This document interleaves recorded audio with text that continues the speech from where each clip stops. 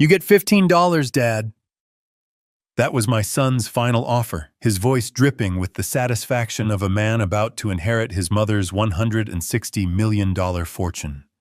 He wanted me front and center at the will reading, just to witness his victory, to see my face when my complete and utter worthlessness was read into legal record. What he didn't know was that my ex-wife, even in death, had one last move to play, and I was the centerpiece of it. Before I tell you how it all unfolded, let me know in the comments where you're listening to this story from, and be sure to like and subscribe if you believe that sometimes the quietest people have the most devastating plans. The sound of the wood planer was my symphony. For the past 5 years, it had been the soundtrack to my life. Each high-pitched whine was a note, each shaving of walnut a verse. Here in my small workshop in Austin, Texas, I wasn't a failed architect. I wasn't a discarded husband. I was just a carpenter, a man who created solid, honest things from broken pieces.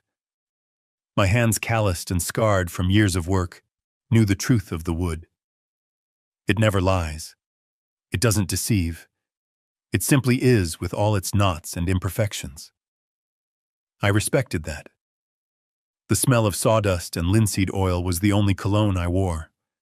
I was working on a rocking chair, feeling the smooth curve of the armrest take shape under my guidance. It was a peaceful existence, a quiet one. Then the peace was shattered. My old flip phone resting on a cluttered workbench began to vibrate, its buzzing a harsh intrusion. I hit the kill switch on the planer, and the sudden silence was almost deafening. Wiping my hands on my dusty jeans, I walked over and looked at the screen. 2 words stared back at me, cold and foreign: Nathan Thorne. 20 years. That's how long it had been. 20 years without a single phone call that wasn't a demand or an insult. No Christmas cards. No birthday wishes. Just a vast, empty silence built brick by brick, with accusations and contempt. I had assumed that silence would last until one of us was in the ground. I suppose I was half right. I took a deep breath, the air tasting of sawdust, and flipped the phone open. My voice was rough from disuse. "Hello?" The voice on the other end was sharp-clipped and belonged to a world a million miles away from my workshop. It was the voice of New York City traffic and $1,000 suits. Julian. He never called me Dad. Not anymore. I was Julian. A name he spoke as if it were a mild inconvenience, like a piece of lint on his jacket. Nathan. Your mother is gone. There was no sadness in his voice, no grief. He delivered the line with the emotional detachment of a news anchor reading a teleprompter. Last week. A stroke. It was fast. I stood there motionless, looking out the workshop window at the sun-drenched Texas yard. A strange numbness washed over me. Isabella. Gone. The words didn't seem to fit. She had always been a force of nature, a hurricane of ambition and creativity. Brilliant, beautiful, and utterly destructive. To think of her as just gone felt wrong. He grew impatient with my silence. Did you hear me? The funeral? I started to ask, my throat dry. He cut me off. It's over. You weren't on the list. Now listen, this is why I'm calling. Her lawyer requires your presence. The reading of the will. It's this Friday, 10 a.m. sharp. The offices of Caldwell and Finch, Manhattan. Don't be late. It wasn't an invitation.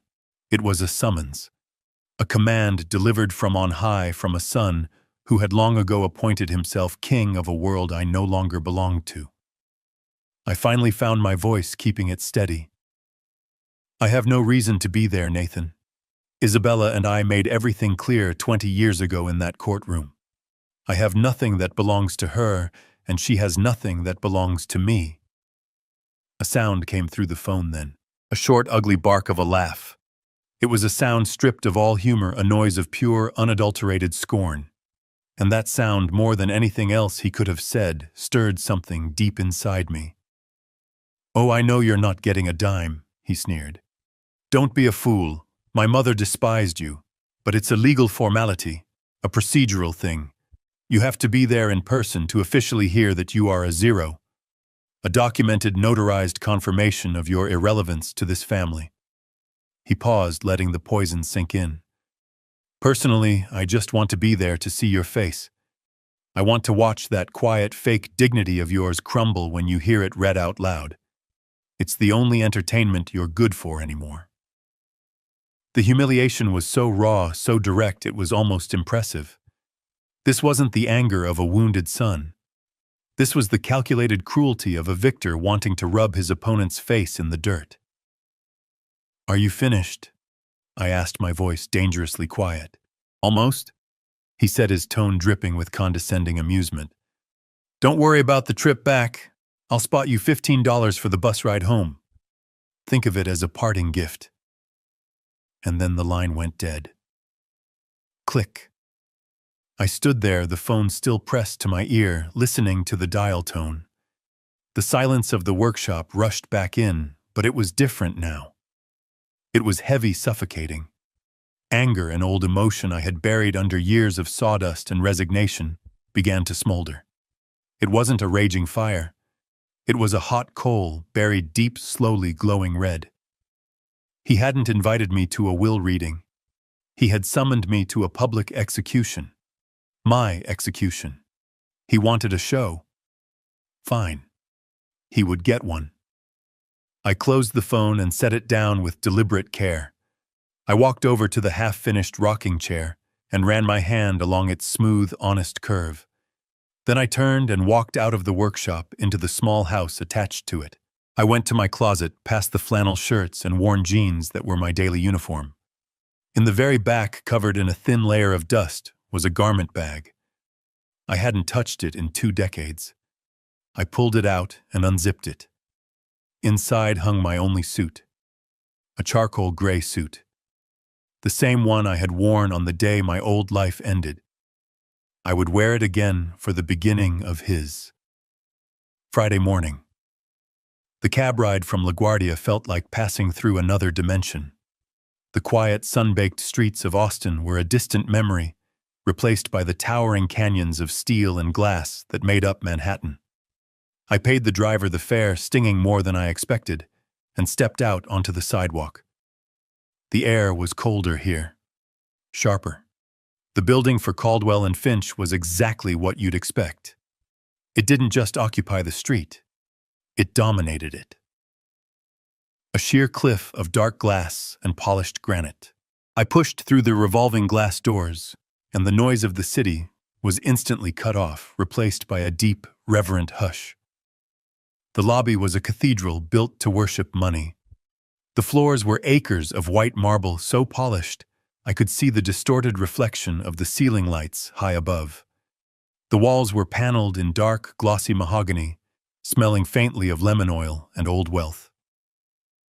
I had spent my entire life designing buildings, but I had never designed a space like this. This wasn't built for people. It was built to intimidate, to remind every person who entered just how small they were. And I felt small. I was wearing my only suit, the charcoal gray one. The fabric was good wool, so fine you couldn't find it much anymore, but it was 20 years out of style. The cut was too generous, the shoulders too padded. It was clean. I had pressed it myself back in Austin until the crease on the pants was sharp as a knife. But it was old. It was the suit I had worn to the divorce hearing.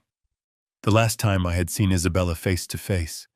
The last time I had seen her look at me with anything other than cold disappointment, fueled by the lies my son had whispered in her ear. I could still smell the faint trace of mothballs, a scent of preservation and decay.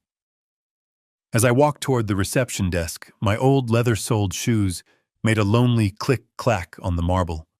The sound seemed to echo embarrassingly loud in the tomb-like silence. A few young lawyers, men and women in their 30s, wearing suits that cost more than my truck, glanced up from their phones. Their eyes didn't linger. They scanned, categorized, and dismissed me in a single fluid motion. I wasn't a client. I wasn't a threat. I was just old. An anomaly. I felt like a smudge of grease on a pristine white canvas, an ink stain spreading across a legal document. I didn't belong, and that I knew was the entire point. This was Nathan's first move, summoning me here to his territory, to this fortress of power, while I was wearing the armor of my greatest defeat. I reached the reception desk, a slab of marble that looked like it had been carved from a mountain. The woman behind it was young blonde, and wore a headset so sleek it looked like part of her. "Can I help you?" Her voice was bright, but her eyes were bored. "I'm here for a 10 o'clock meeting," I said, my voice sounding rough like unsanded wood. "The reading of Isabella Thorne's will. My name is Julian Thorne." Her eyes flickered. The name Thorne registered, but the face didn't match. She was expecting, no doubt, someone who looked like Nathan, someone who belonged. Not me. A flicker of confusion, then disdain passed over her features, before the professional mask snapped back into place. "Of course," she said, her smile not reaching her eyes. "Mr. Harrison is expecting you. Please take a seat. They will be with you shortly." She gestured toward a waiting area, a collection of low-slung black leather sofas arranged around a massive glass table. I sat down on the edge of one. The leather was cold and stiff. I clasped my hands together. My rough, calloused carpenter's hands resting on the fabric of my old suit. I looked at the abstract, expensive art on the walls. It meant nothing to me. It was just color and shape designed to fill a space. I was a ghost, a relic from a past they had all agreed to bury, and I was sitting here waiting to be told that I was officially, legally worth nothing, just as my son had promised. The anger from that phone call, the hot, simmering coal, burned a little brighter. I was not here to be humiliated. I was here to finish this. They didn't just walk into the waiting room. They made an entrance. It was Nathan, and he wasn't alone. He moved with an unearned confidence, the swagger of a man who has never been told no in his life.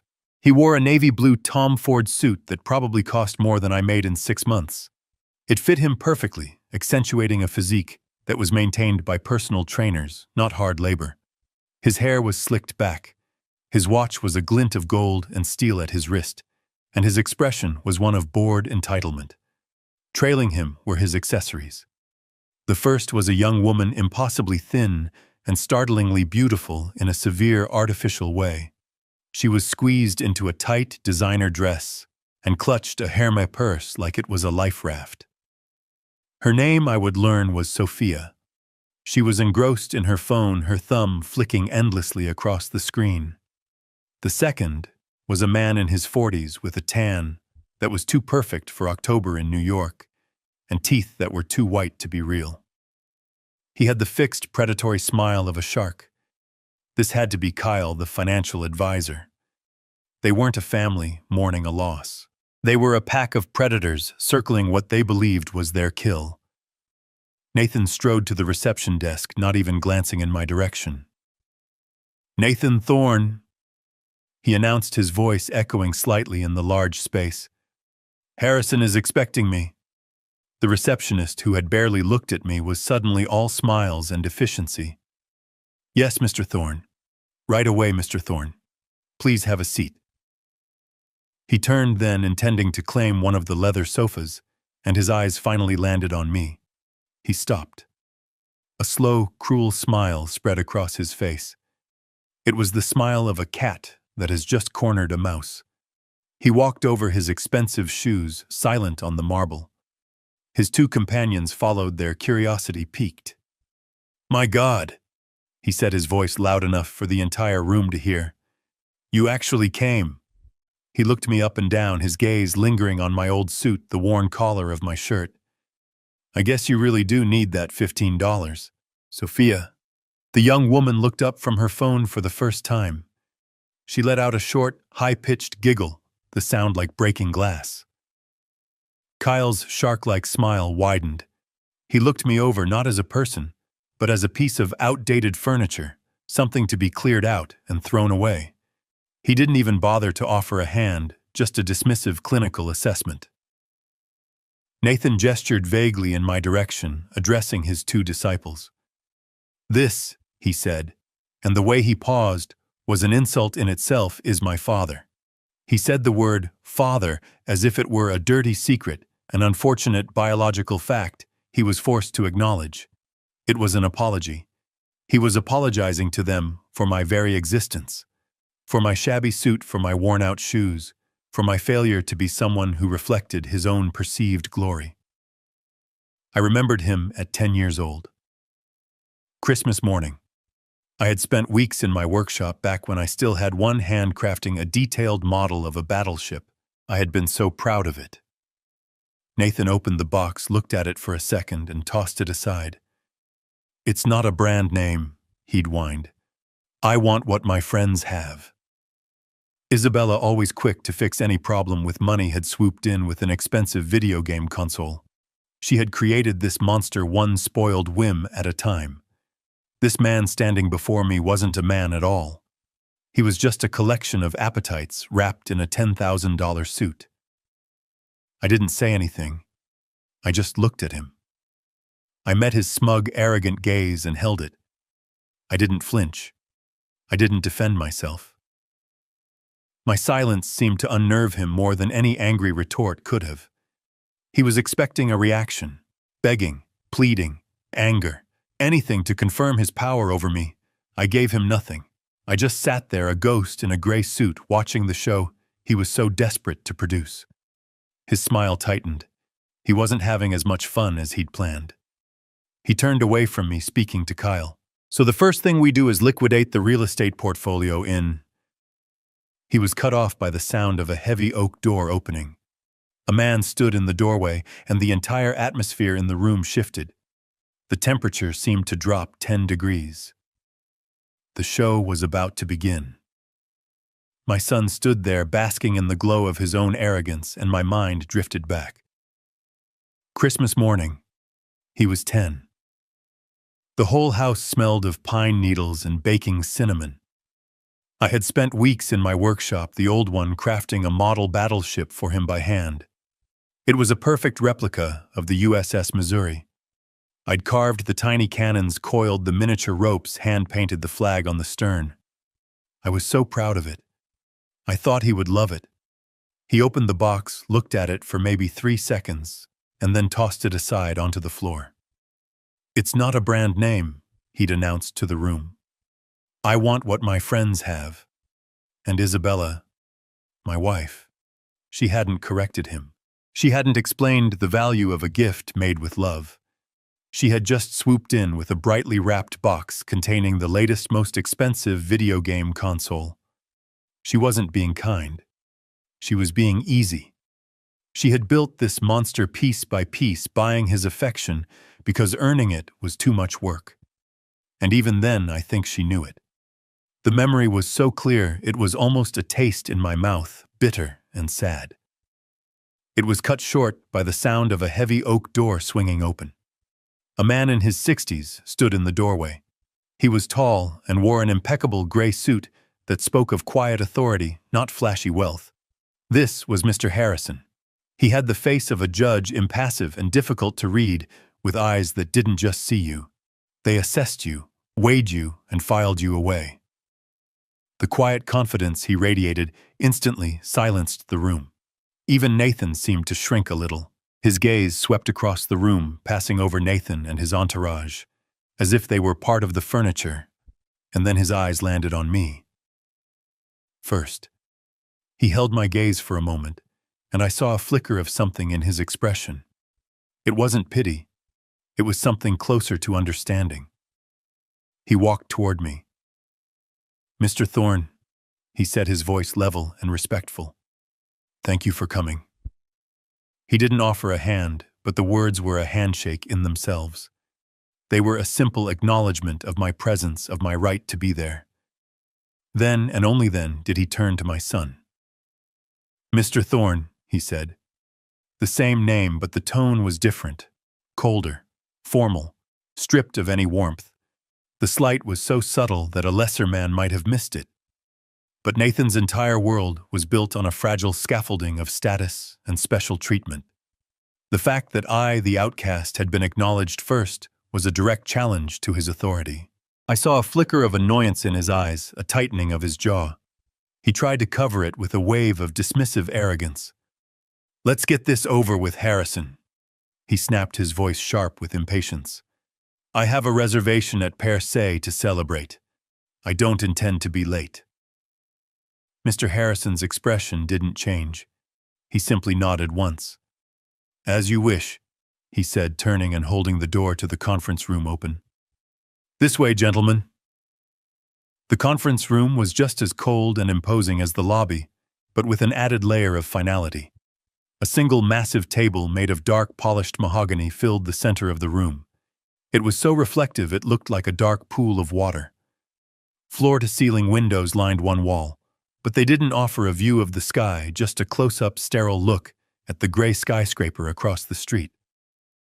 It was a room designed for executing contracts and crushing opponents. Nathan naturally took the seat at the opposite end of the table from the door, the one that clearly marked him as the new head of the family.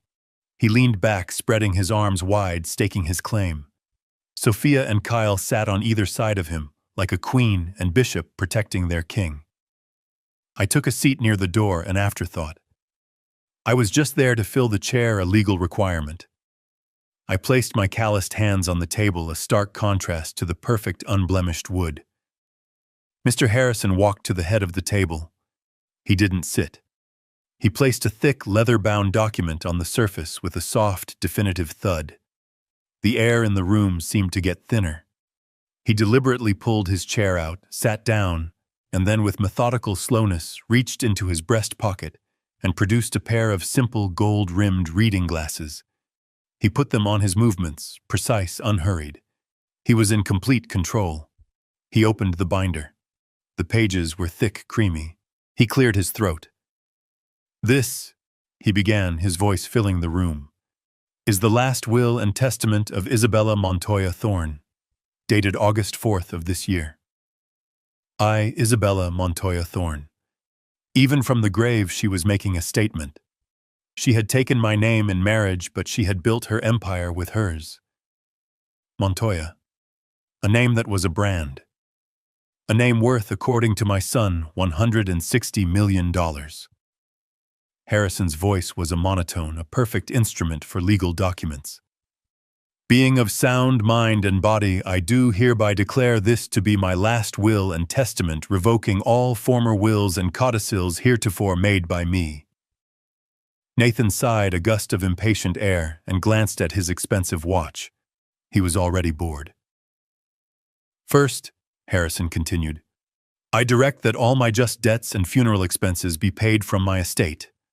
He paused, then turned the first page. "Second, I give and bequeath the sum of $50,000 tax-free to my housekeeper, Maria Gonzalez, in gratitude for her 25 years of loyal service and her unending patience." I saw Nathan roll his eyes. He muttered something to Kyle that I couldn't hear, but the word peanuts was unmistakable.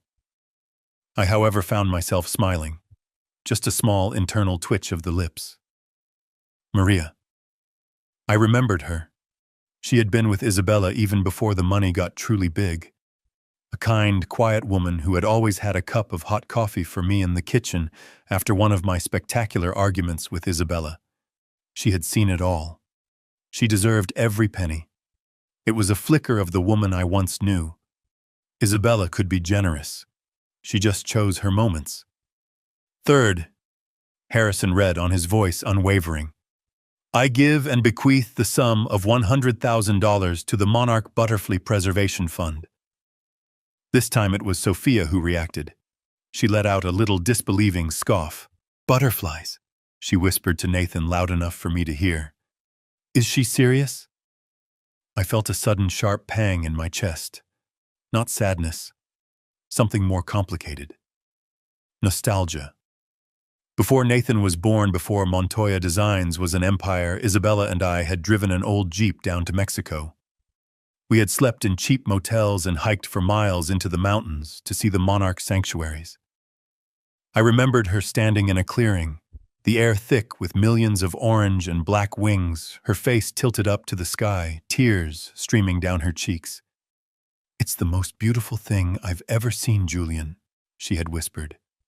"It's like all the souls in the world flying home." She had remembered. Even after all the bitterness, all the lawyers, all the silent years, she had remembered that day. This wasn't just a bequest. It was a message.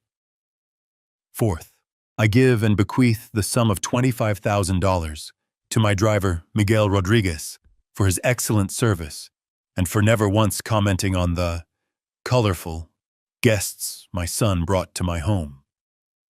Nathan sat bolt upright. "What the hell does that mean?" Kyle put a hand on his arm. "It's nothing, Nathan. Just a little joke. It means nothing." But Nathan was getting visibly agitated. This wasn't going according to his script. He was supposed to be the star, and the opening act was getting too much attention. He began to tap his fingers on the mahogany table. A sharp, impatient tap, tap, tap that echoed in the quiet room. Harrison ignored him and continued. "Fifth, I give and bequeath my collection of first edition modernist poetry to the New York Public Library." Tap, tap, tap.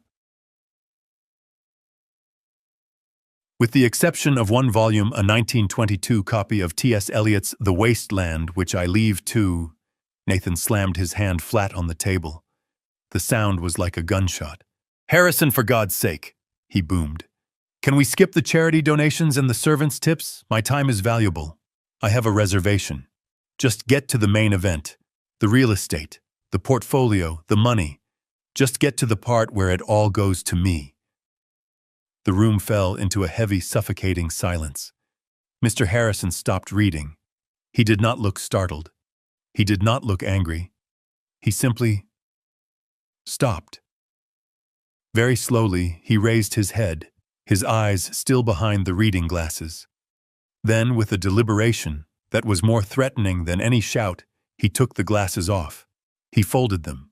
He placed them on the table, and he stared at my son. His gaze was flat, cold, and utterly unimpressed. It was the look of a man who had dealt with spoiled children his entire life and was in this final moment done with it. "Mr. Thorne," Harrison said, and his voice had dropped, losing its monotone, becoming a precise, sharp instrument. "This is not a negotiation. It is not a business meeting. It is the legal proclamation of a deceased woman's final wishes. I will read every single word in this document exactly as your mother wrote it. And you will sit there and you will listen. Is that clear?" Nathan's face flushed a dark, ugly red. He had been challenged. He had been dressed down like a child. He opened his mouth and closed it. He looked at Kyle, who subtly shook his head. He was trapped. Harrison held his gaze for one beat longer, then satisfied he put his glasses back on. He picked up the document. He deliberately flattened the page, took a small, composed sip of water from a glass beside him, and cleared his throat. He had made my son wait. He had re-established control. "Very well," Harrison said, his voice returning to the neutral monotone. "Let us continue. Fifth, as I was saying, I leave my first edition copy of The Waste Land to..." He paused, and I could have sworn I saw the barest hint of a smile at the corner of his mouth. "Ah, no. That's been struck. Let's move on. Sixth, regarding the personal associates of my son." Harrison's gaze lingered on Nathan for a moment longer, a silent assertion of dominance. Then, as if a switch had been flicked, he returned to the document, his voice resuming its steady, neutral cadence. "We now move," he said, "to Article 6, regarding the personal associates of my son Nathan Thorne." I saw Kyle, the financial advisor, sit up a little straighter. His shark-like smile was back fixed in place. He smoothed the lapel of his expensive suit, adjusting his posture, ready to receive his expected bonus for managing Nathan's anticipated fortune. Sophia beside him finally put her phone down, her eyes bright with greedy anticipation. Harrison continued. To my son's financial advisor, Mr. Kyle Vance. He pronounced the title with a slight, almost imperceptible emphasis, as if placing it in quotation marks. I give and bequeath the sum of $5,000. Kyle's smile froze. 5,000. The number hung in the air, shockingly small. It was an insult. It was less than the cost of his suit. I saw his knuckles whiten as he gripped the edge of the table. Nathan looked at him annoyed, as if Kyle's disappointment was a personal affront. But Harrison wasn't finished. I bequeath this sum with the attached legally binding recommendation that he use it to enroll in a course on professional ethics. My own financial records show he has a significant need for a refresher on the topic. The shark-like smile vanished, replaced by a mask of pale, stunned fury. His head snapped toward Nathan, his eyes wide. "What is this?" he hissed, his voice a low vibration of rage. He had just been called a crook in a room full of people. And Harrison continued, not missing a beat, turning his attention to the young woman beside Nathan. To my son's current companion, Sophia, I leave her the high-quality imitation handbag she attempted to swap for my authentic Birkin bag in my closet last month. If Kyle was stunned, Sophia was incinerated. Her perfectly made-up face turned a dark, blotchy red. Her mouth dropped open. She hadn't just been insulted. She had been exposed. Exposed as a petty common thief. In front of the man she was clearly trying to trap. In front of the lawyer. In front of me, the ghost she hadn't even bothered to acknowledge. The crazy old hag, she shrieked, her voice cracking, all pretense of sophistication gone. She lied, I never— Shut up! Nathan roared, his voice bouncing off the mahogany walls. He wasn't defending her. He was silencing a problem. His carefully constructed image was crumbling. His entourage was being dismantled piece by a dead woman's words. He was furious, not because they were insulted, but because this was taking too long. This was messy. This was not part of his victory celebration. It doesn't matter, he snarled at both of them. It's nothing. It's a joke. Who cares about a bag? Who cares about $5,000? He turned his furious gaze back to the lawyer. Get on with it, Harrison. Stop wasting time with this trash and get to my part. I sat there perfectly still, and for the first time in 20 years I felt a connection to Isabella. This was the woman I had married. Not the victim my son had painted her to be, but a brilliant, cold, and lethally precise woman. She wasn't just reading a will. She was settling every last score. She was burning down the peripheral parts of Nathan's life, isolating him, leaving him with nothing but his own greed. She was in her own way clearing the table before the main course. Mr. Harrison, completely unbothered by the outburst, simply waited for the shouting to subside. He looked at Nathan, his expression unreadable.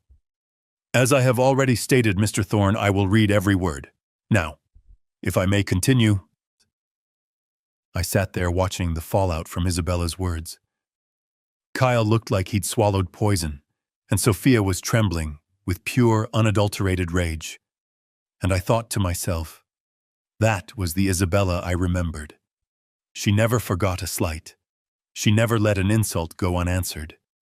She kept a perfect, detailed ledger of every wrong ever done to her. And even in death, from inside a leather-bound document, she was still surgically precise. She was still settling her accounts.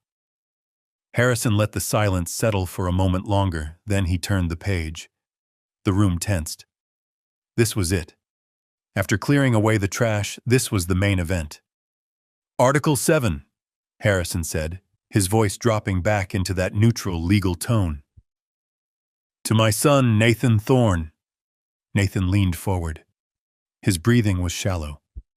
His knuckles were white on the table. He had forgotten his humiliated companions. All his focus, all his greed, was now laser-focused on the lawyer.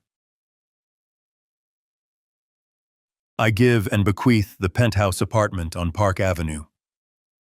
A huge sigh of relief escaped Nathan. A genuine, full-body exhale. The color returned to his face. He smirked, shooting a triumphant look first at Kyle, then at me. The penthouse. The crown jewel. It was his. And, Harrison continued, my complete collection of Patek Philippe watches. Nathan's smirk widened into a grin. He laughed a short, sharp bark. Yes, now we're talking. He looked at me, his eyes gleaming. Hear that, old man? The Pateks. All of them. Harrison raised a single finger, stopping Nathan's celebration cold. However, he said, and the word hung in the air like a blade, the watch collection is stored in a secure safe located within the penthouse. The single key to that safe. Harrison paused. He looked down at the document, then looked up, his eyes finding mine across the long expanse of the mahogany table.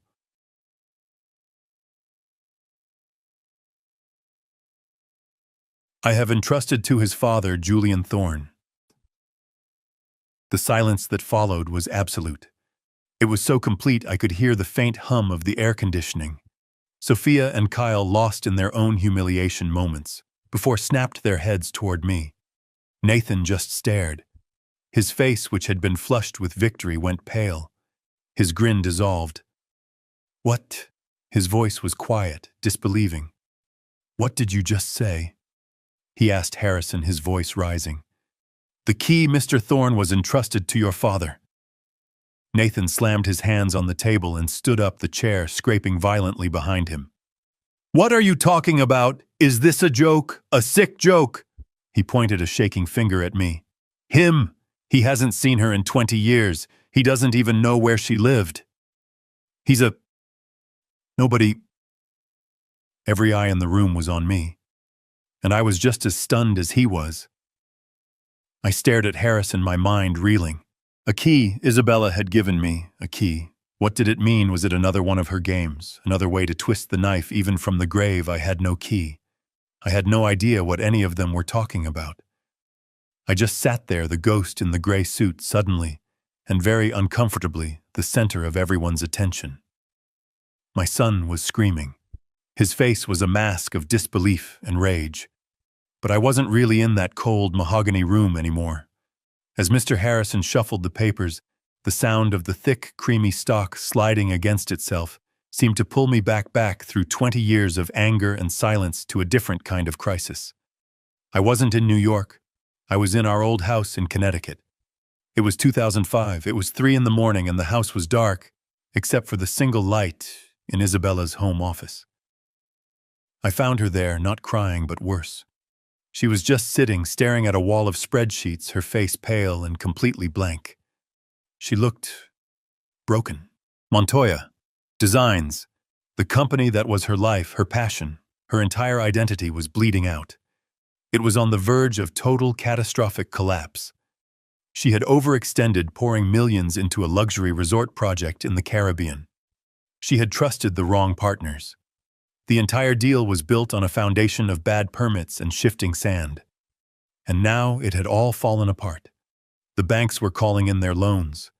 Her investors were threatening to sue her into oblivion. She was facing not just bankruptcy, but disgrace. I remember sitting down next to her in that dark office, the computer screen casting ghostly shadows on her face. It's over, Julian, she had whispered, her voice hollow. Everything I've built. It's all gone. They're going to take the house. They're going to take everything. She wasn't just afraid of being poor. We had been poor before when we started. She was terrified of being a failure, of being seen as a fool. Her entire world was built on her reputation as a brilliant, infallible businesswoman. And now that reputation was about to be publicly executed. She looked at me, her eyes, usually so full of fire and ambition, were just empty. They're talking about criminal negligence, she'd said, the words barely audible. They're saying I misled them. I looked at the woman who was my wife, the mother of my son, the brilliant, infuriating, passionate woman I had loved, and I knew in that moment that she was drowning, and she was about to pull all of us down with her. The memory from 2005 solidified, sharp and agonizing. Isabella sitting in her office, utterly broken. She didn't just look broken. She was broken. For a week, our house was a tomb. The phones rang off the hook, calls from angry bankers and betrayed investors. Isabella just let them ring. She stopped eating. She stopped sleeping. She would just sit in her office, staring at the company's financials on her computer screen, watching the numbers bleed into a sea of red. She was paralyzed. She was drowning. And then, about a week into this living nightmare, a hand reached out. It didn't come from a bank. It didn't come from a friend or a trusted colleague. It came from an encrypted email routed through a server in the United Arab Emirates. It was an offer for a meeting. A private equity group I had never heard of, based in Dubai. They said they had been following Montoya Designs for some time. They saw potential. Isabella was too far gone to go, too paranoid to even speak on the phone. She was a ghost. She begged me to go. I was still her husband, her partner in life, even if I wasn't her partner in business. I was the architect. I understood the construction side of her empire better than anyone. So I went. I met them in a sterile, soulless conference room at a hotel near JFK Airport. There were 3 of them. They were not bankers. They were young, impeccably dressed in dark, identical suits, and they had the dead, cold eyes of men who had seen too much. They were polite. Too polite. It was the kind of politeness that feels more threatening than a direct insult. They laid out the terms on the table. It was on the surface a miracle. It was breathtakingly simple. They would inject $100 million into Montoya Designs, effective immediately. Enough to stabilize the Caribbean project. Enough to pay off the angriest bankers. Enough to silence the lawsuits that were threatening criminal charges. It was a total rescue. I sat there stunned. In return, I asked, my voice cautious, "What do you want in return?" The lead negotiator, a man with a faint British accent, just slid a thin leather-bound folder across the table. "We are investors, Mr. Thorne. We simply want to invest in future projects. We believe in the Montoya brand. We want to help you build." I brought that folder home. It felt heavy, like it was made of lead. Isabella, desperate for any shred of hope, tore it open. For the first 10 minutes, she was ecstatic. She was laughing, crying, holding the pages to her chest. "We're saved, Julian, we're saved." But I was reading the fine print. I was an architect. I spent my entire life reading contracts. I spent my life looking at blueprints. And this wasn't a bailout. It was a blueprint for a crime. "Isabella," I said, my voice quiet, cutting through her celebration. "Look at this. The projected costs." I pointed to the addendum. The appendix. The part they hoped we wouldn't read. It detailed the future projects they wanted to fund. A series of luxury high-rises. "Look at the numbers," I said. "They're wrong. They're all wrong. The cost projections, they're inflated by at least 40%. She didn't get it at first. She was too blinded by the $100 million lifeline. "So what?" she said, waving her hand. "They're overpaying. That's their problem, not ours." "No," I said, and a cold dread was creeping up my spine. "That's how it works. That's the point. It's not an investment, Isabella. It's a washing machine." The smile on her face flickered. "What are you talking about? They give us $100 million in clean capital now." I explained, my voice flat. "It saves the company. It makes us whole. In return, we build their future projects. But we don't bill them for the real cost. We bill them for the inflated cost. We bill them for $140 million. We pay their shell companies, their suppliers in the Cayman Islands, that extra $40 million. We take their dirty money and we make it clean. We make it look like legitimate construction payments." I tapped the signature page. They're not investing, Isabella. They're laundering. And they want to use your company, your name, as the detergent. The color drained from her face. She finally truly understood. She had spent her entire life, her entire soul, building the Montoya name into a symbol of luxury, quality, and integrity. And these men were going to use it to wash their blood money. "No," she whispered. "I won't do it." "Then we declare bankruptcy," I said, stating the simple, brutal fact. "It's over." "No!" she screamed. The word ripped out of her throat. She jumped up, pacing the office like a caged animal, her hands twisting in her hair. "No, I can't. You don't understand, Julian." She grabbed the front of my shirt, her nails digging into my chest. "If we go bankrupt, they'll investigate. They'll do a forensic audit. They'll find the Caribbean mess. They'll say I was negligent. They'll say I committed fraud." Her eyes were wild with terror. "It's better than this, Isabella," I pleaded. "This is a criminal enterprise. This is the mob or worse." "I don't care," she shrieked. And then she just collapsed. She didn't faint. She just crumpled onto the expensive Persian rug, her strength gone. She wasn't a CEO anymore. She wasn't an empire builder. She was just a terrified woman trapped. "Julian," she wept, her voice muffled by the carpet. "Please, please, I can't go to jail. I can't go to jail." She looked up at me, her face a ruin of mascara and terror. It was a look I had never seen on her, a look of absolute bottomless desperation. "I can't lose the company," she whispered, her voice cracking. "I can't. It's me. It's everything I am. If I lose Montoya Designs, I'm nothing. I'm just nothing." She grabbed my hand, her own ice cold. "And Nathan," she choked out. "What about Nathan? He's at Yale. He's on top of the world. Do you want him to be the son of a convict? Of a bankrupt failure? He'll be humiliated. He'll hate me. He'll hate us. Please, Julian. There has to be a way. Please." She was hysterical. She was right.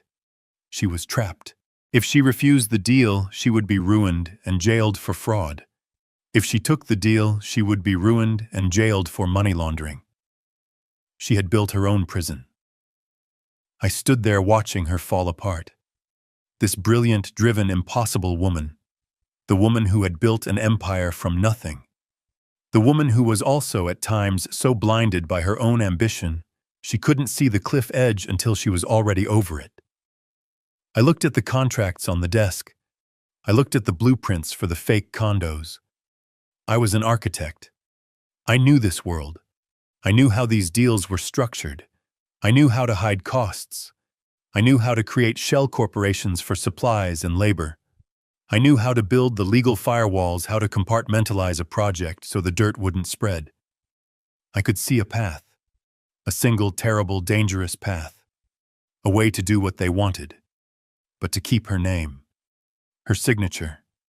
Her public face. Clean, she begged again.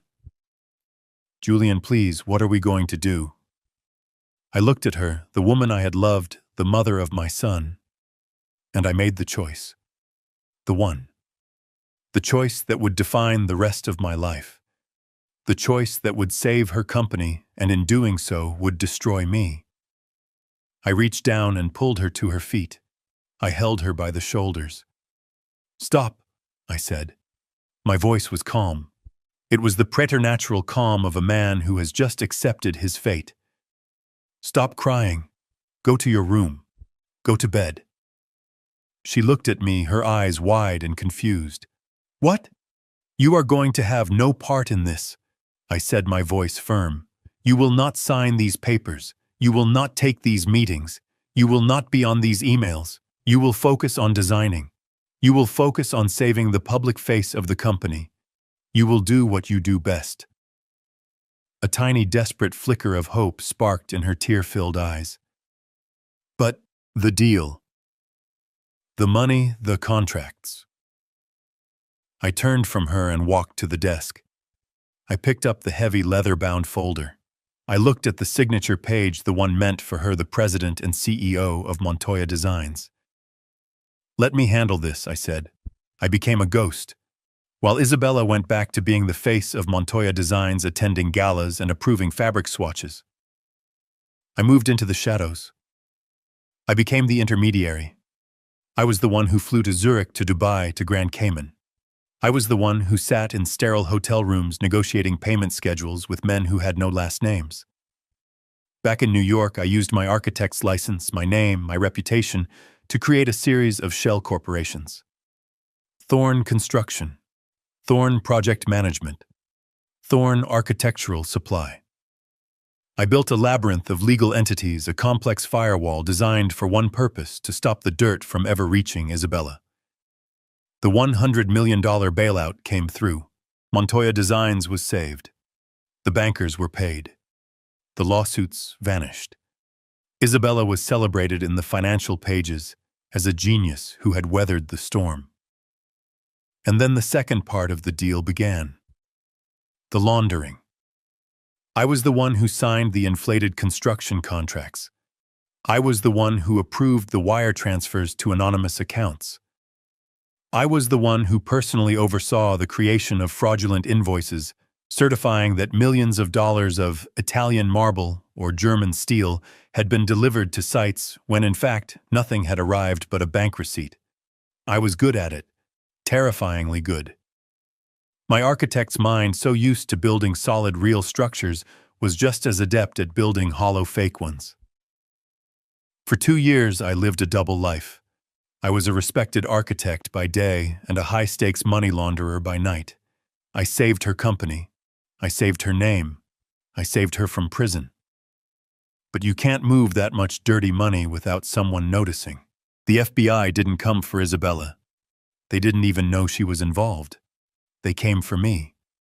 They had been tracking the Dubai group for years. They saw the money flow into my shell companies. They saw the inflated contracts. They saw the fraudulent invoices. They saw my name, my signature, my architect's seal of approval on documents that were pure fiction. They didn't kick the door in. It was quiet. 2 men in dark suits waiting for me in my office one morning. They laid it all out. They had the wire transfers. They had the surveillance photos of my meetings at JFK. They had me, dead to rights. They offered me a deal. "Tell us who you're working for," the lead agent said. "Give us the organization. Give us the people in Dubai. Give us the real beneficiary of this scheme." I looked at the file on the table. My name was on every page. Isabella's was nowhere. I had done my job too well. I had a choice. I could give them Isabella. I could tell them the whole story. How she was terrified. How she had begged me. How I had done it all to save her and our son from ruin. They might have been lenient. They might have understood. Or I could take the fall. I thought about Isabella, terrified and broken on the office floor. I thought about Nathan at Yale with his entire future ahead of him, a future built on his mother's glittering empire. An empire that was now technically funded by criminals. So I made the second choice, the one that sealed my fate.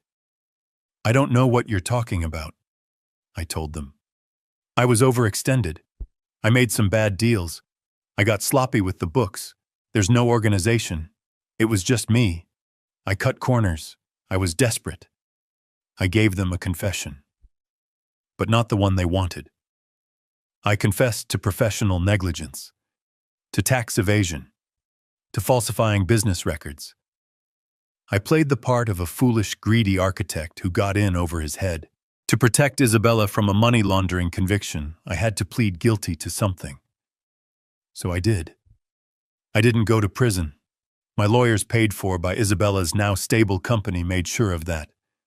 But I lost everything else. I lost my architect's license, revoked, permanently. I lost my reputation. My name was dragged through the mud. Julian Thorne, disgraced architect. I was a pariah. And that's when my son Nathan twisted the knife. He was 22, home from Yale, and he saw his chance. He went to his mother, not in comfort, but in anger. "He betrayed you," Nathan had screamed at her, a performance I learned about later. "He used your company. He embezzled money behind your back. He's a criminal. He humiliated you. He humiliated me." He presented her with an easy narrative, a simple story. In his version, I wasn't the savior. I was the villain. And Isabella, seeing her company saved, seeing her name completely clear, and seeing my name utterly destroyed, she took the easy way out. She chose the story that made her the victim. She chose her son's version of the truth. She filed for divorce. She claimed she was the wronged party, the trusting wife betrayed by her greedy criminal husband. And she let Nathan, our son, believe it. She let the whole world believe it. She never said a word in my defense. She just let me burn. That was the price for saving her. The voice was calm, but it sliced through 20 years of memory like a sharp chisel. I blinked. The dark, desperate office in Connecticut dissolved, replaced by the cold, polished mahogany of the conference room. My heart was pounding. The past felt more real than the present. I looked up. Mr. Harrison was watching me, his expression neutral. But everyone else was staring at me. Kyle, the financial advisor, had a look of greedy calculation in his eyes. Sophia, the girlfriend, was looking at me as if for the first time, a flicker of curiosity in her otherwise vacant expression. And Nathan. My son was staring at me with an intensity that was almost frightening. His face was a thundercloud of suspicion and rage. The veins in his neck were standing out. "The key," he spat, his voice low and dangerous. "Where is it? What did she give you?"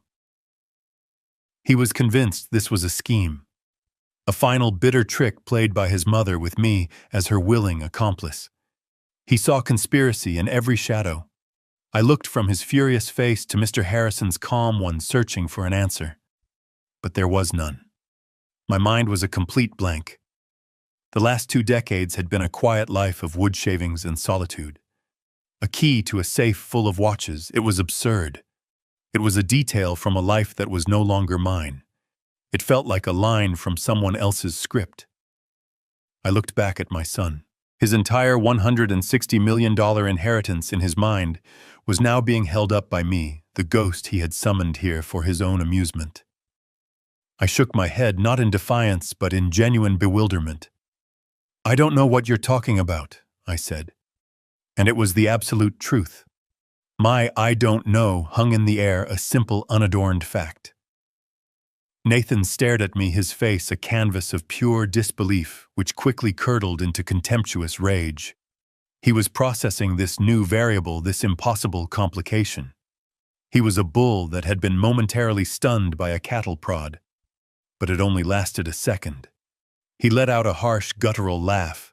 It was a forced sound, a performance meant to signal that he was still in control, that this was all just a minor, absurd annoyance. "It doesn't matter," he snapped, waving his hand dismissively, as if swatting away a fly. "A key.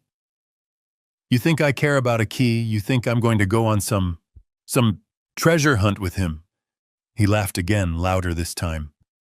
"I'll have a locksmith drill open that safe before lunch. It's irrelevant. A meaningless, sentimental game by a dying woman." He sat back down, but he wasn't relaxed. He was coiled like a spring wound too tight. He pointed a trembling, manicured finger at Mr. Harrison. "Enough of these games." He punctuated each word. "Enough of the servants, enough of the butterflies, and enough of the keys. Get to the point, Harrison. The main event, the assets, the 160 million. Read the part where it all comes to me. Read it, now." Mr. Harrison regarded my son over the top of his reading glasses. He showed no fear. He showed no annoyance. He simply let Nathan's command hang in the air, letting its own arrogance suffocate it in the heavy silence.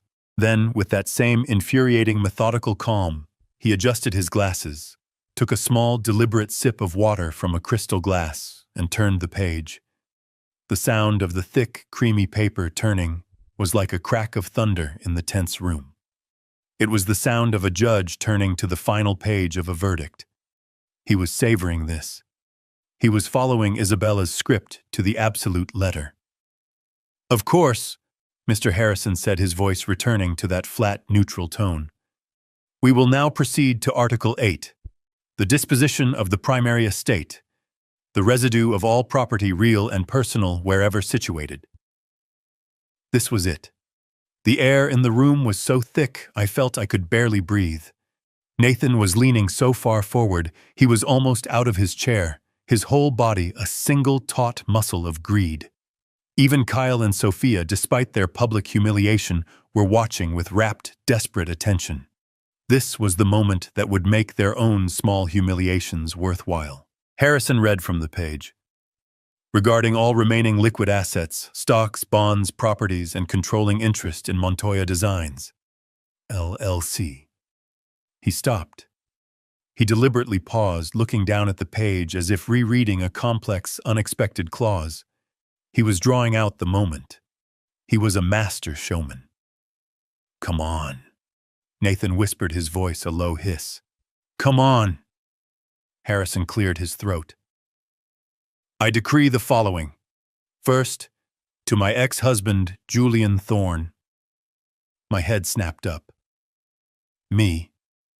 What was this? A sound like a strangled gasp came from Nathan. He inhaled so sharply, it sounded like he'd been punched in the stomach. His face, which had been pale with anticipation, went rigid. His eyes narrowed into tiny slits of pure, unadulterated hatred, and they were fixed laser-like on me. He wasn't breathing. He was just waiting. He was a bomb, and his fuse had just been lit. I could see the muscles in his jaw clenching and unclenching, grinding his expensive teeth. What in God's name was she doing? Was this her final cruelty, to give me some small, insulting sum, a few $1,000s, just to rub his nose in it one last time before giving him the rest? Harrison continued, his voice perfectly, even betraying not a flicker of the drama he was unleashing. "To my ex-husband, Julian Thorne, I give and bequeath the sum of $15. $15. The words just hung there. It wasn't an insult. It was a public execution. It was a joke. A petty, cruel, and profoundly childish joke. But Harrison wasn't finished. He read the final part of the clause, the part that twisted the knife and locked it in place. $15 U.S. currency to be paid in cash.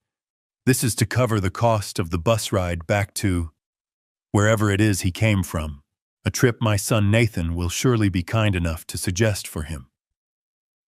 It started as a snort, a choked, disbelieving sound. Then the dam of his self-control didn't just break, it evaporated. A laugh, a huge, roaring, braying laugh erupted from Nathan's chest. It was not a sound of humor. It was a sound of sheer, unadulterated triumph. It was a sound of such profound, malignant joy that it made the air in the cold room feel sick. He shot up from his chair, his body trembling with the force of his laughter. He pointed at me, his finger shaking his face, turning a dark, blotchy crimson. He was crying actual tears of malicious joy streaming down his cheeks. $15, he roared. The words bounced off the walls. $15. He doubled over, slapping his hand on the priceless mahogany table. Oh my God, $15. Kyle, who had been sitting in a stunned, humiliated silence, now seemed to catch the new current. He saw his path back into his patron's good graces. A slow, sickly smile spread across his face. Incredible, Nathan. Just incredible. Sophia, catching on, let out a high-pitched, sycophantic shriek of laughter. $15 for a bus. Oh, Nathan, she was hilarious. Wasn't she? Nathan howled, straightening up, wiping a tear from his eye. He was a performer, and he finally had his audience back. He looked at his two companions, his chest puffed with victory. She always had a wicked sense of humor, always. He had won. In his mind, the game was over. The insults to his friends were just appetizers. The confusion with the key was a meaningless tangent. This was the punchline.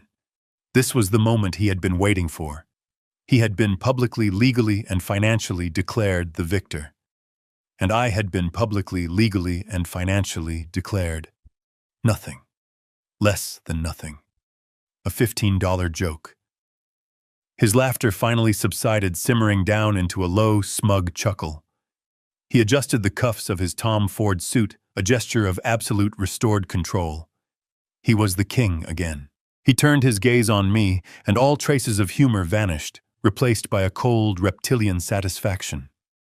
A dark, evil smile played on his lips. "Well," he said, his voice dripping with false pity. "That's that, I suppose." He walked around the table, a predator circling its kill, and he stopped just a few feet away from me.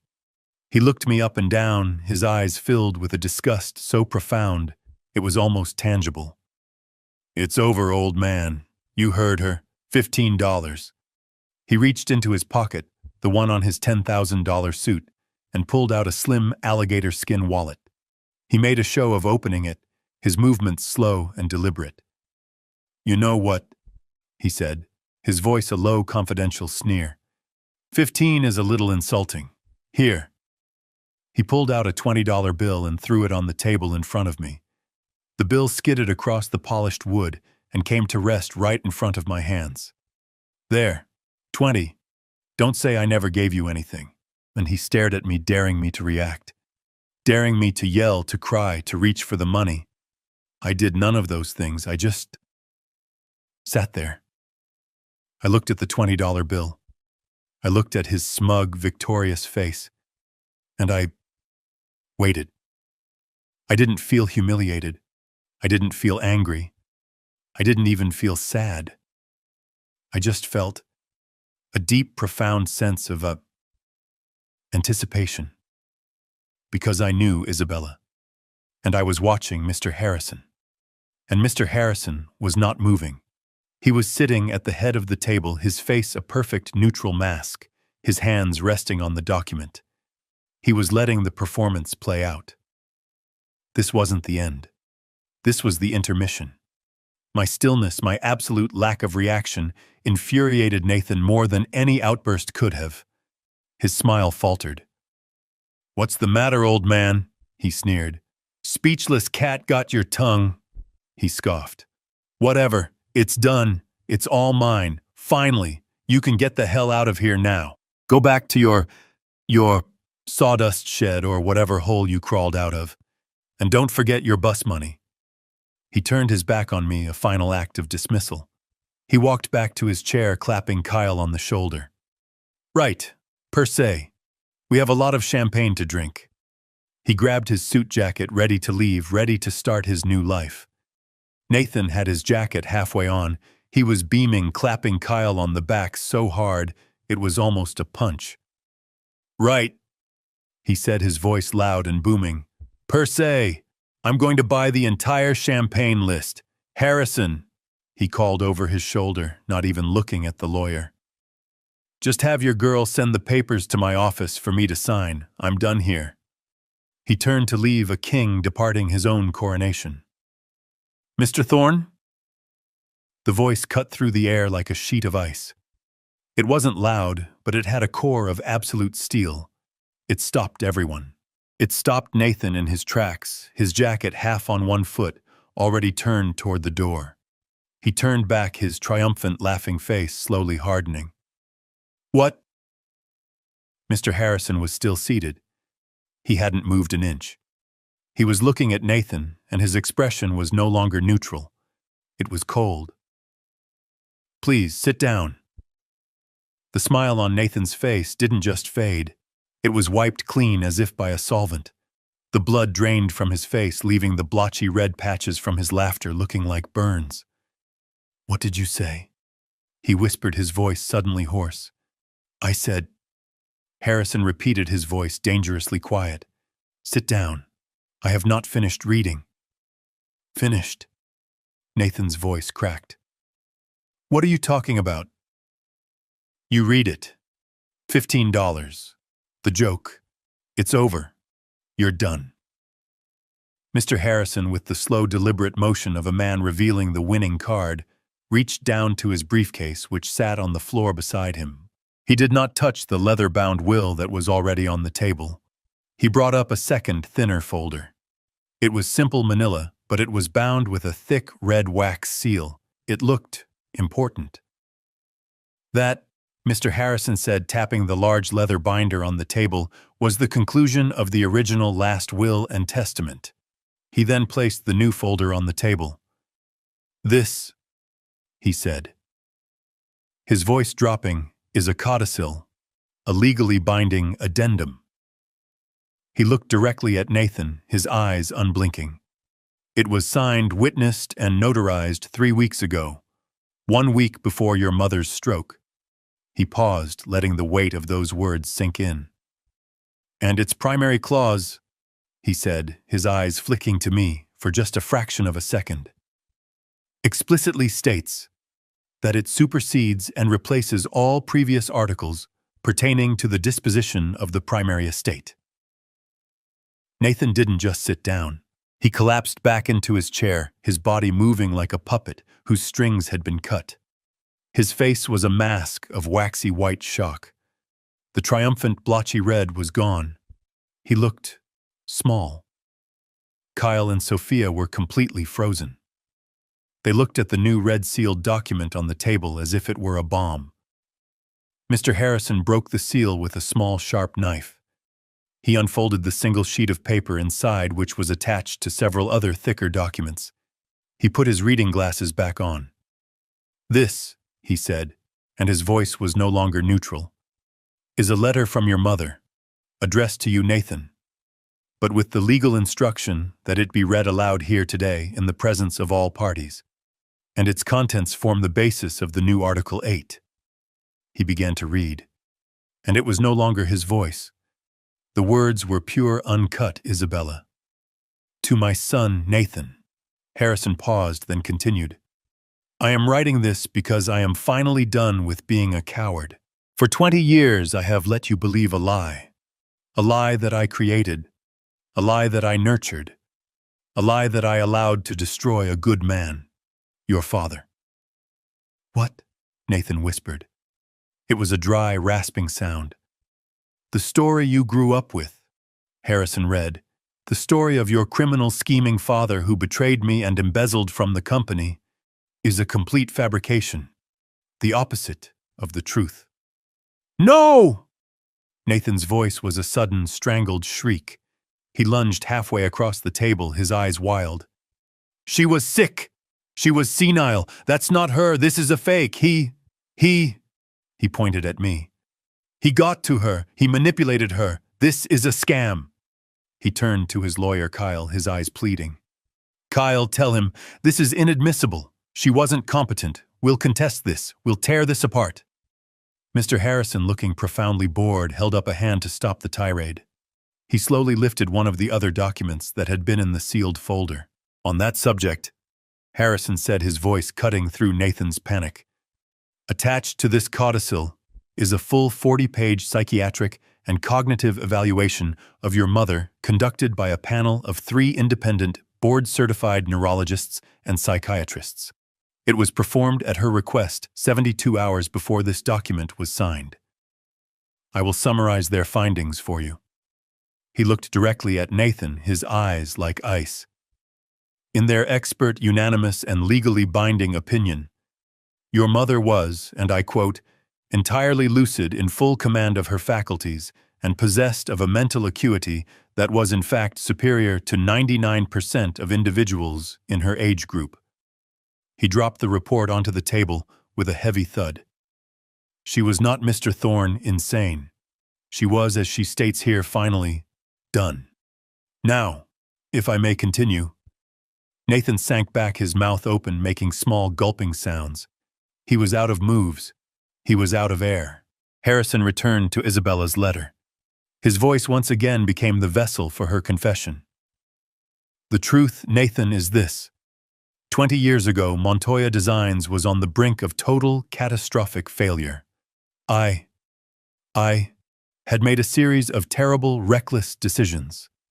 I had overextended. I had trusted the wrong people. I was facing not just bankruptcy, but criminal charges for fraud and negligence. I was going to lose everything. The house, the company, my name. I was going to prison. I closed my eyes. I was back there. In that dark office, her on the floor, weeping, begging. I felt the old cold weight of that night settle on me. We were given one way out, Harrison read on. A deal with a group of unsavory investors. A deal that would save the company, but would require us to launder their money through its operations. I was trapped. If I said no, I went to prison for fraud. If I said yes, I would eventually go to prison for money laundering. I was a coward. I collapsed. I was ready to let the entire world burn. And then, your father stepped in. I heard a small choked sound from my left. It was Nathan. He was shaking his head, his hands over his ears, as if he could block the words.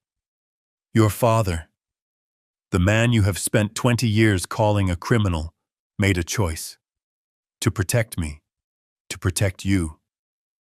He took the deal. He put his own name, his own career, his own license on the line. He created the shell companies. He took the darkroom meetings. He handled the wire transfers. He did the dirty work, so that my name, the Montoya name, could remain clean. Harrison's voice was relentless. He funneled all the risk to himself. He built a legal firewall around me, around the company, and he stood in the fire. And when the FBI finally came, they came for him. Because that is exactly what he had planned. He confessed Nathan. He confessed to crimes he didn't commit. Negligence, fraud. To cover up the real crime, the money laundering that I was responsible for. He lost his license. He lost his reputation. He lost his entire career. He did it. To save me. To save the company that you now so arrogantly claim as your own. And what did I do? Harrison read, his voice dropping. What did I do as my reward for this sacrifice? I listened to you. I listened to your poison. You told me he was a criminal. You told me he had humiliated us. And I, in my shame and in my cowardice, I agreed. I let that be the story. I divorced him. I abandoned him. I let you, our son, treat him like trash. Because I was terrified that if you ever knew the truth, you would look at me with the same contempt you had for him. I was a coward, Nathan, and I let you become this greedy, arrogant, empty shell of a man who mocks the very person who sacrificed everything so you could have this life. The $160 million fortune you were so eager to claim, it exists for one reason and one reason only. It exists because your father, Julian Thorne, saved it. The silence in the room was absolute. It was a vacuum, heavy and suffocating. Harrison's voice reading Isabella's final words was the only thing that existed. He was no longer just a lawyer.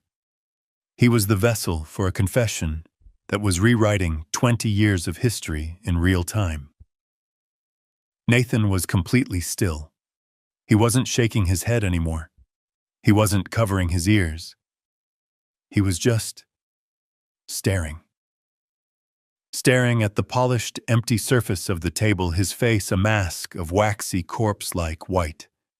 He looked like a man who had been told the world was ending, and he was the only one who hadn't known. Harrison continued, his voice steady, relentless.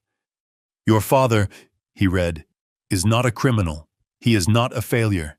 He is a hero, the kind of man who makes a sacrifice so deep, so complete, that people like you and me can't even comprehend it. He burned his own life to the ground to keep us warm. And I let you treat him like garbage. I encouraged you to treat him like garbage. I used your contempt for him as a shield to hide my own shame.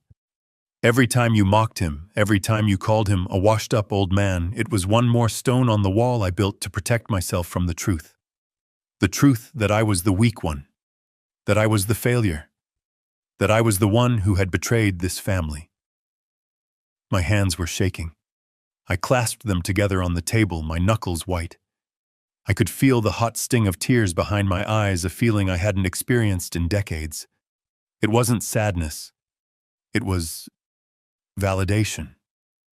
A terrible, painful, 20 years too late validation. Harrison's voice pushed on each word, a hammer blow dismantling the entire foundation of my son's life. This $160 million fortune, he read. This empire you've been waiting to inherit, like a spoiled prince, it does not exist because of you. It does not even exist because of me. It exists in its entirety because of Julian Thorne. You, Nathan, Isabella's words were now a direct, brutal assault. Have never worked a real day in your life. You have never built anything. You have never sacrificed anything. You are just a parasite, a creature of appetite. You have done nothing but spend money that you didn't earn, all while sitting in judgment of the one man who actually earned it for you. You are a consumer living off the scraps of his honor. The words landed. I saw them land. Nathan made a sound. It was a small, broken animal noise, a sound from deep in his chest. No, he whispered to the table. No, she didn't. She's loved me. She'd know. He wasn't defiant anymore. He wasn't angry. He was just hollow. The entire narrative of his life, his brilliant, infallible mother, his criminal, worthless father, his own status as the rightful heir had been utterly, completely, and irrevocably incinerated in the space of 5 minutes. He slowly, mechanically slumped down in his chair. He didn't just sit back. He crumpled. His $10,000 suit, his armor of arrogance, suddenly looked 2 sizes too big for him. He looked like a child.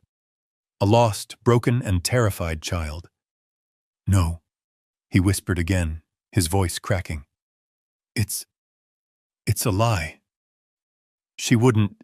Harrison looked up from the page, his eyes cold. She did, Mr. Thorne, and she had it all notarized. He turned the page. And now, the conclusion. The room was no longer just a conference room.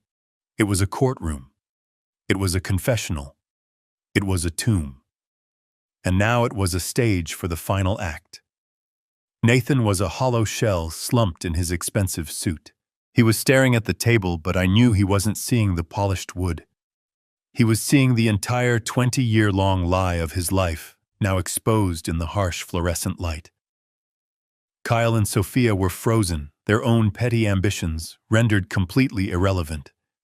They were just collateral damage in a war they never even knew was being fought.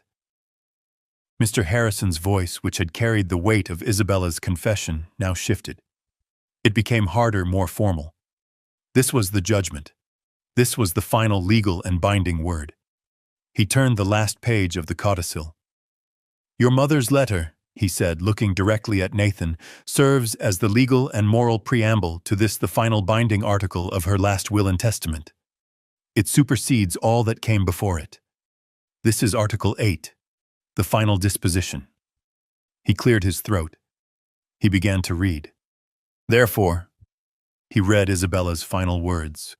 Having stated the unvarnished truth, and in an effort to correct in so far as money is able a betrayal that can never be undone. He paused. His eyes scanned the room, making sure he had the absolute, undivided attention of every soul present. He did. The silence was so complete I could hear the tiny mechanical whir of the clock on the wall. I hereby decree, as my final wish and binding testament, he continued, his voice steady. All of my property, real and personal, wherever situated, all of my stocks, bonds, and liquid assets, my art collection, my private holdings, and most importantly, my entire unencumbered 100% controlling interest in Montoya Designs, LLC, and all its subsidiaries, an estate with a current estimated value of $160 million. He read the list of assets like a judge reading a death sentence. It wasn't a prize. It was a weight, an empire, an impossible burden. Nathan didn't move.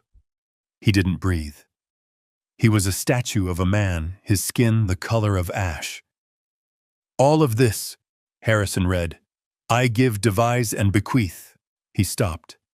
He stopped and he looked up. He didn't look at Nathan. He didn't look at Kyle or Sophia. His eyes, clear and steady behind his glasses, moved across the long, polished table. And they found me. He held my gaze.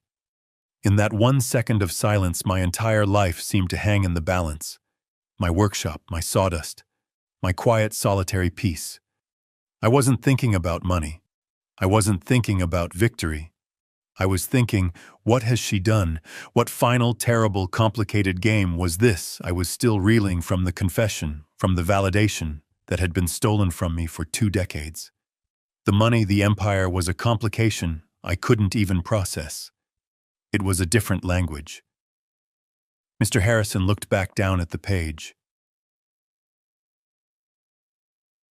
I give, devise, and bequeath to my ex-husband, Julian Thorne. The words didn't land.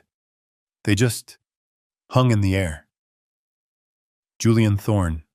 Me. The man in the 20-year-old suit. The man who had been summoned here for a public execution. I heard a sound. A small, wet, gasping sound. It was Nathan. But I couldn't look at him. I couldn't move.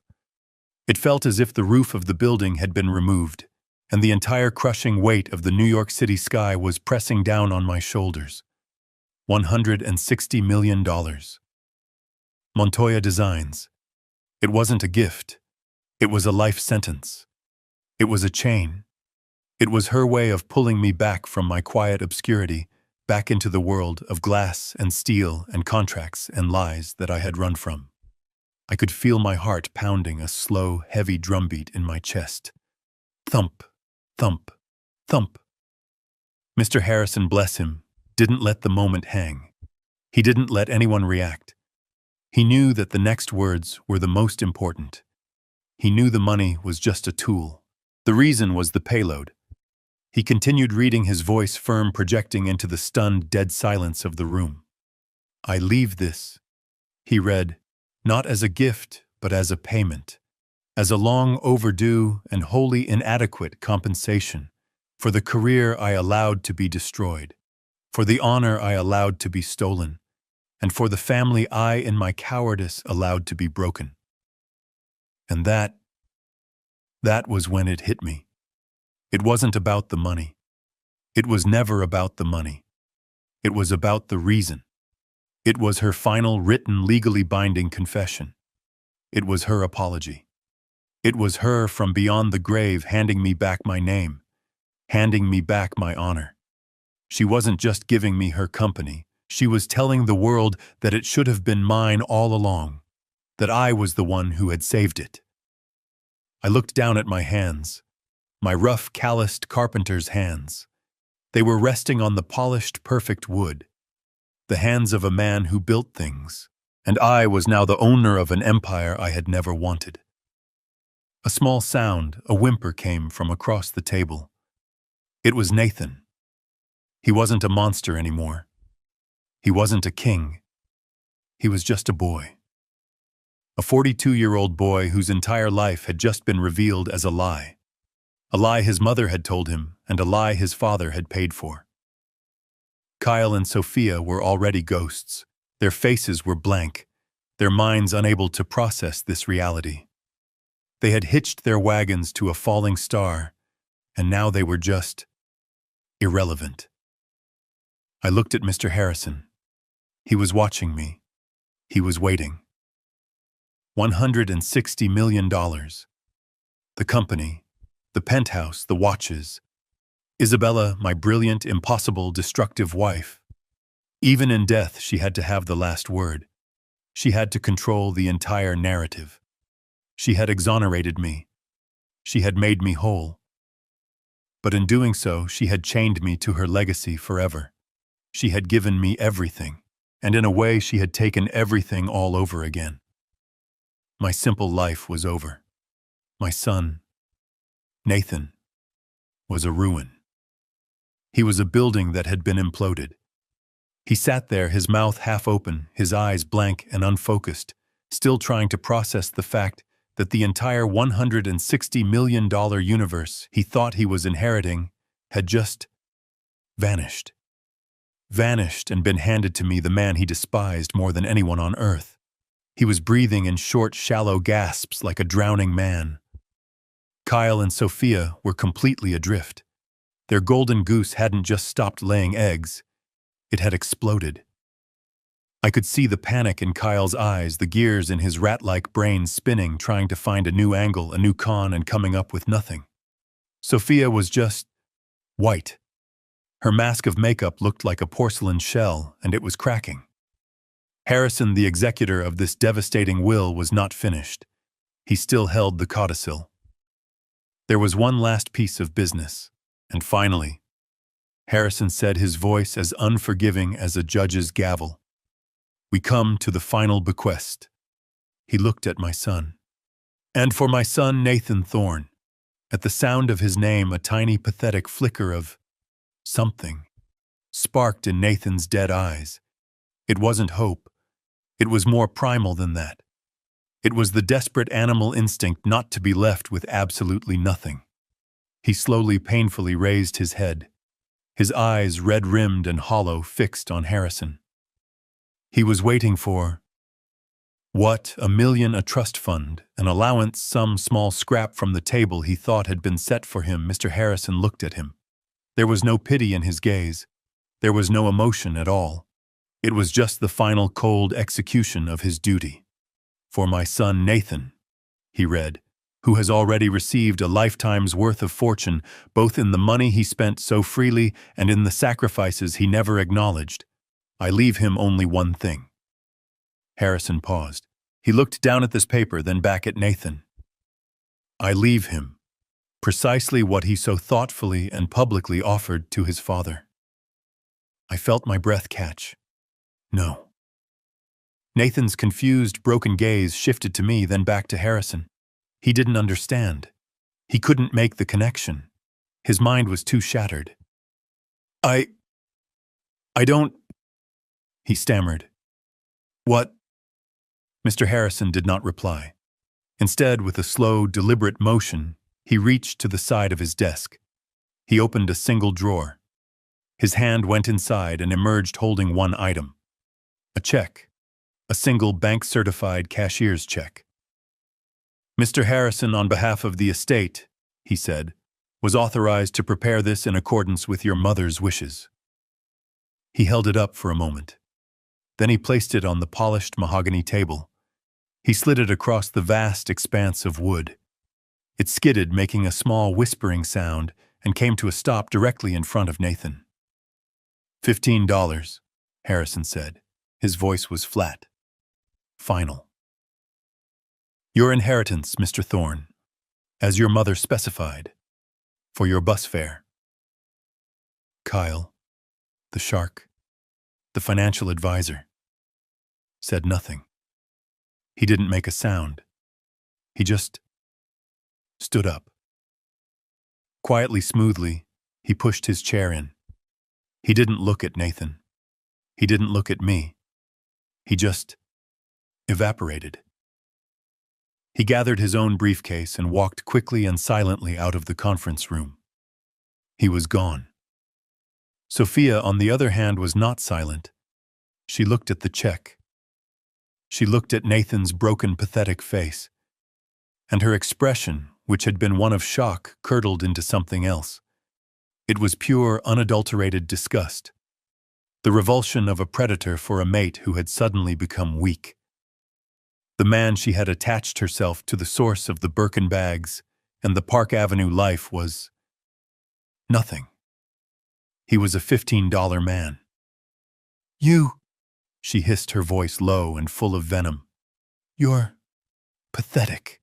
She stood up, grabbed her own expensive purse, the real one, and without a single look back, she too walked out of the room. So the click-clack of her high heels on the marble floor outside was the only sound.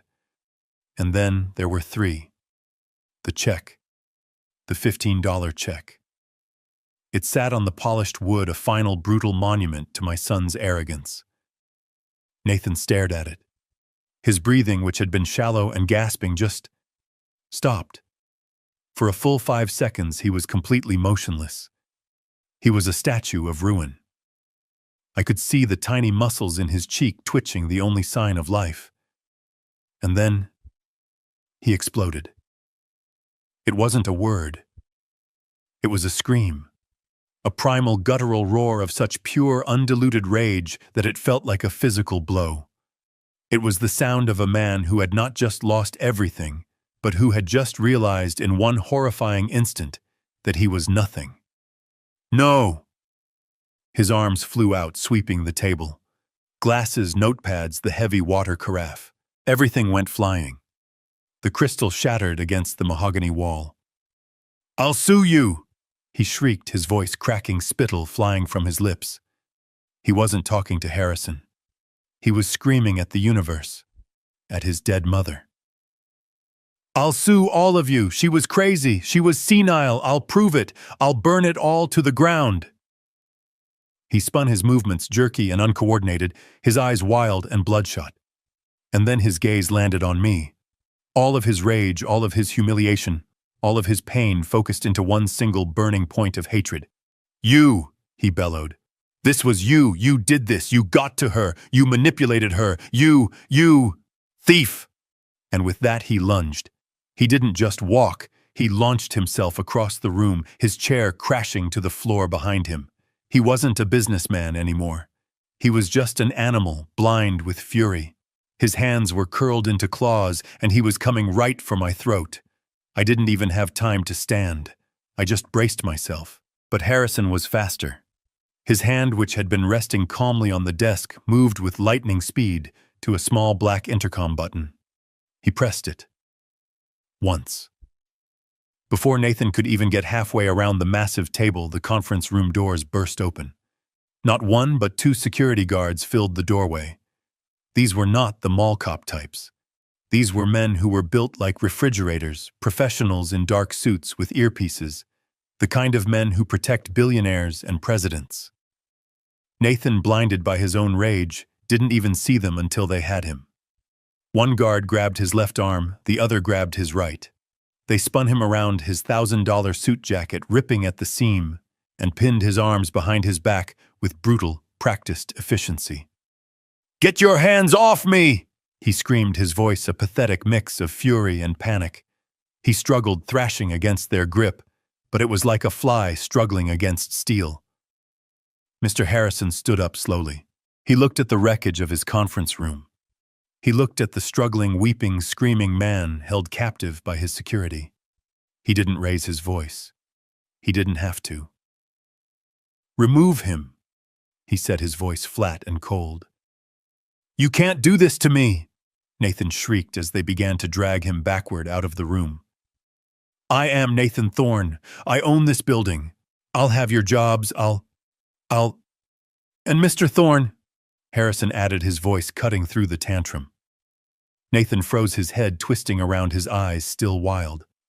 Harrison pointed to the small white check still sitting innocently on the table. "Don't forget your inheritance." That broke him. The last shred of his sanity snapped. He began to curse. He cursed Harrison. He cursed his mother. But most of all, he cursed me. "I'll kill you, old man! Do you hear me? I'll kill you!" He was still screaming, still fighting, as they dragged him out into the hallway and toward the elevators, his expensive shoes scuffing pathetically on the marble floor. The heavy oak doors swung shut, and he was gone. The heavy oak doors clicked shut. The silence that rushed in to fill the vacuum of Nathan's rage was profound. It was a thick, heavy quiet broken only by the sound of my own breathing and the distant muffled wail of a siren in the city far below. The adrenaline that had been holding me upright, the shock of the last hour, all of it drained away at once. I felt tired. Tired in a way that went bone deep. 20 years of exhaustion seemed to land on me all at once. I slumped in my chair, the old wool of my suit suddenly feeling heavy as armor. There were only 2 of us left. Me, the man who now owned everything, and Mr. Harrison, the man who had delivered the verdict. I looked at the chaos. The overturned chair, the shattered glass, the $20 bill that Nathan had thrown at me still sitting on the table next to the $15 check.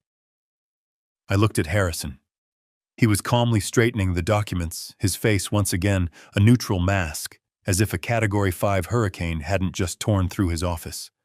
Only one question remained, the one loose thread.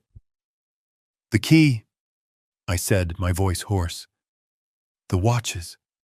Why did she do that?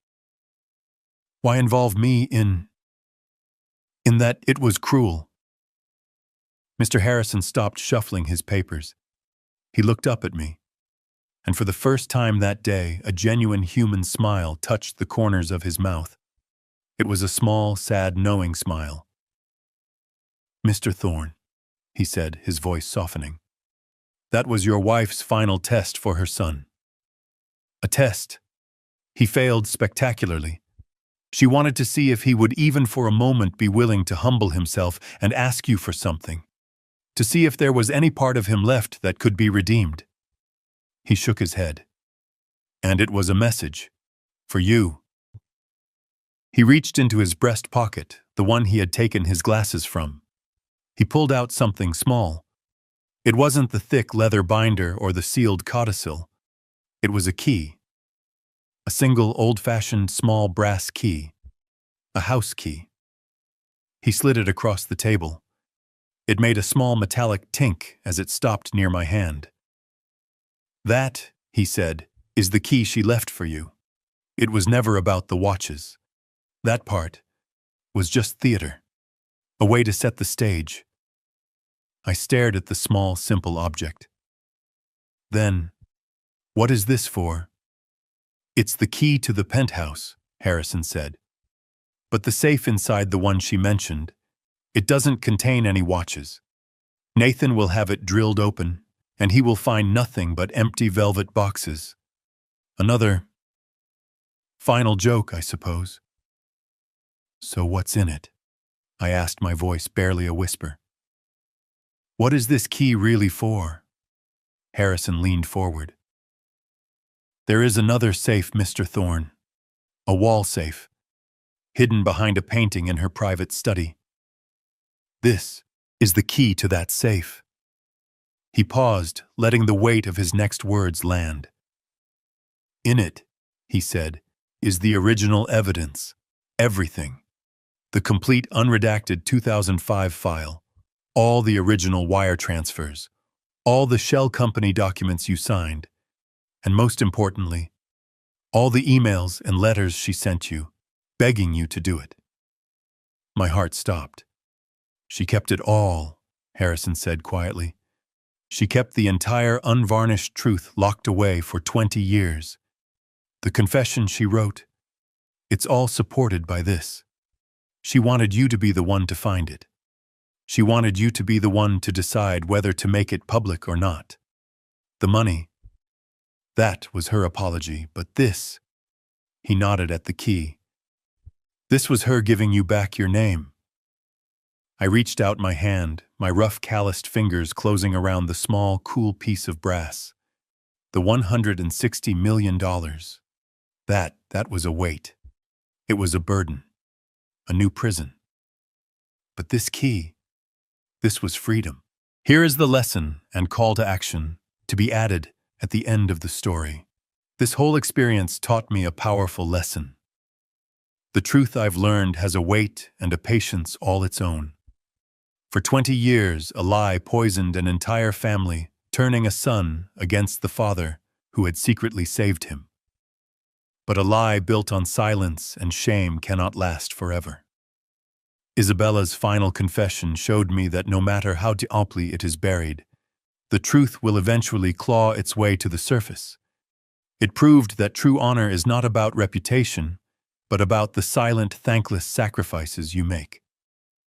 In the end, a name cleared by truth is an inheritance worth far more than any fortune.